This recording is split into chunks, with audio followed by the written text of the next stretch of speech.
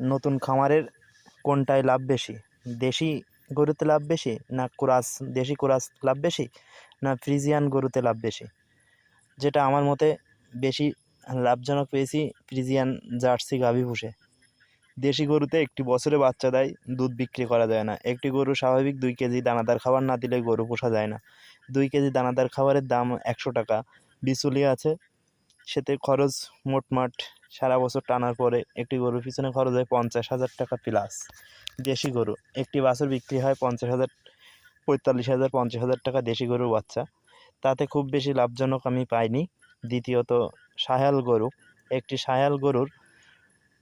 সায়াল গরুর বাচ্চা, কোরাস গরু সায়াল বীজ দেওয়া হয়। সায়াল গরুর বাচ্চা 70 থেকে 80,000 টাকা বিক্রি হয়। একটি সায়াল গরু যখন বীজ দেওয়া হয় কোরাস গরুর, তখন ওই কোরাস গরুর সায়াল বাচ্চার দুধ দোয়ানো 2 কেজি থেকে 2.5 কেজি দুধ দোয়ানো যায়, তার বেশি দুধ দোয়ানো যায় না। দুধ দোয়ালে বাছুর পুষ্টিকর হয় না, বড়ো হয় না খুব বেশি।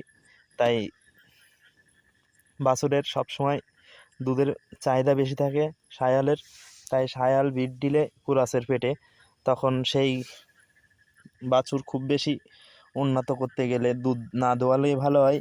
সেখান থেকেও দেখি যে একটি গরু 50 থেকে 60,000 টাকা প্রতি বছরে খাবার খায়। এক বছরে একটি বাচ্চা দিলে, কপাল ভালো থাকলে একটি বাচ্চা দেয়। সেই একটি বাচ্চায় এত খরচ, সেই খরচে গরু পুষতে গেলে অনেক ঘাটতি পড়ে। সেটা সায়াল কুরাস পুষতে প্রথমত যে খামার নতুন করবে, সে হয়তো মনে করবে যে আমি একটি বছরে দুধ দোয়াবো না, খামার করব, খামারে অতিরিক্ত লাভ বেশি। তাই খামার না বুঝে শুনেই খামার করবে, সায়াল কুরাস কিনবে, কুরাস গরু কিনবে, দেশিয়াল গরু কিনবে। কিনে ওই প্রতি বছরে যে টাকা খরচ হবে সেই টাকা তুলতে গেলেই তার মেলা ঘাটতি পড়বে বা সমানই হবে। সে খামার করে খুব বেশি লাভজনক হবে না। একটি ফ্রিজিয়ান জার্সি গরু, প্রথমত সেই জার্সি ফ্রিজিয়ান বাছুরকে এত সুন্দরভাবে মানুষ করার পরে একটি গরু থেকে 20 থেকে 25 লিটার দুধ নেওয়া যায়। 25 থেকে 30 লিটার দুধের দাম সর্বনিম্ন 1200 থেকে 1800 টাকা দাম।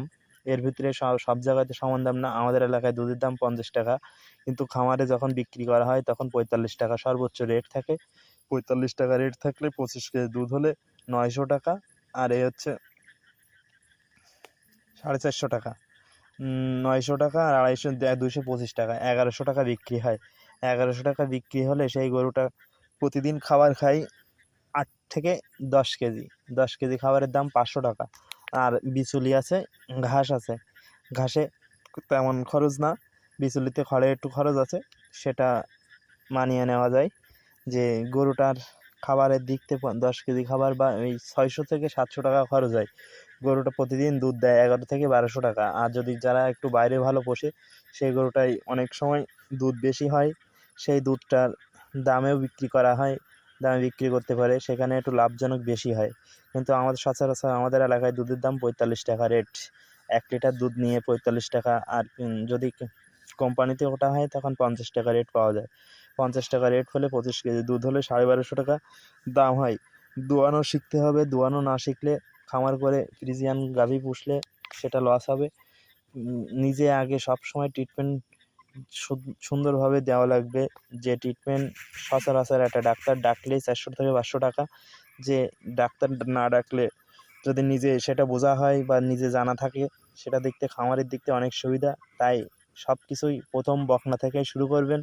বকনা থেকে শুরু করলে সুবিধা, পাশে একটা গাভী পুষবেন কি দুটো গাভী পুষবেন। একবারে যে 10টা গাভী কিনবো, 10টা গাভীর দাম না হলেও 30 লক্ষ টাকা, 25 থেকে 30 লক্ষ টাকা।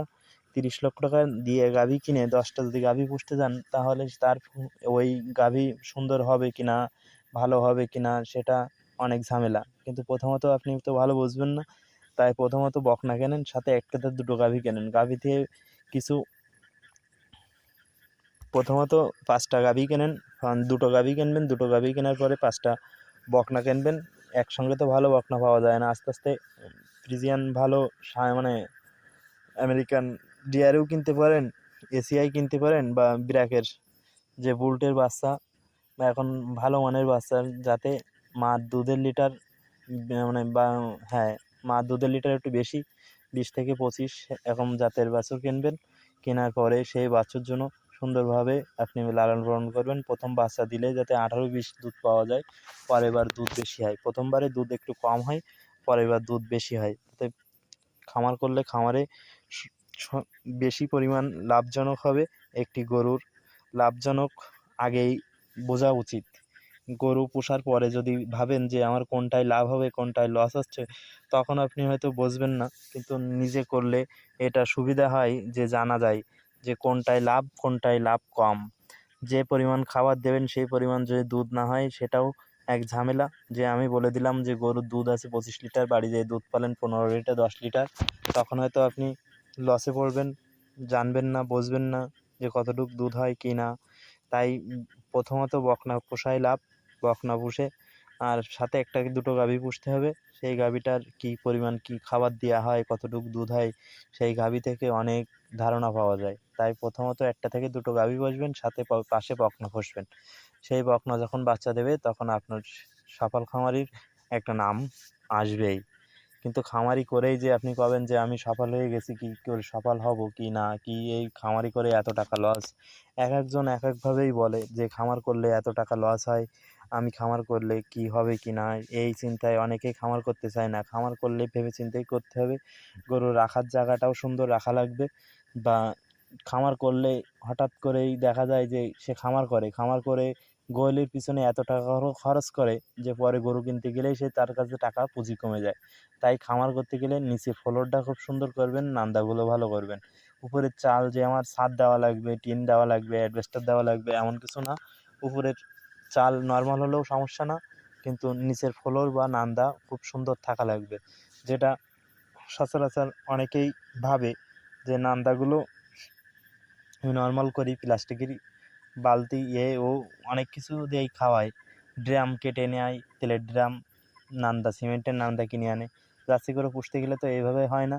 তাই নান্দা, আর আমি বলবো নান্দা আর গোয়ালের ফ্লোর সুন্দর থাকা লাগবে। যে এই দুটো পুষলে গাভী গরু পুষে মজা পাবেন। কী খাবার খাওয়াবেন? দানাদার খাবার। যদি আপনার ওখানে সব রকম দানাদার খাবার পাওয়া যায় তাহলে সুবিধা। যেটা পাওয়া যাবে না সেটা বাইরের থেকে আনা লাগবে। যা এখন সচরাচর আমি বলবো যে ফ্রিজিয়ান, হলস্টাইন ফ্রিজিয়ান পোষাই লাভ। যে অনেকেই অনেক রকম বলবে যে কুরাস পোষেন, শায়াল পোষেন, দেশাল পোষেন।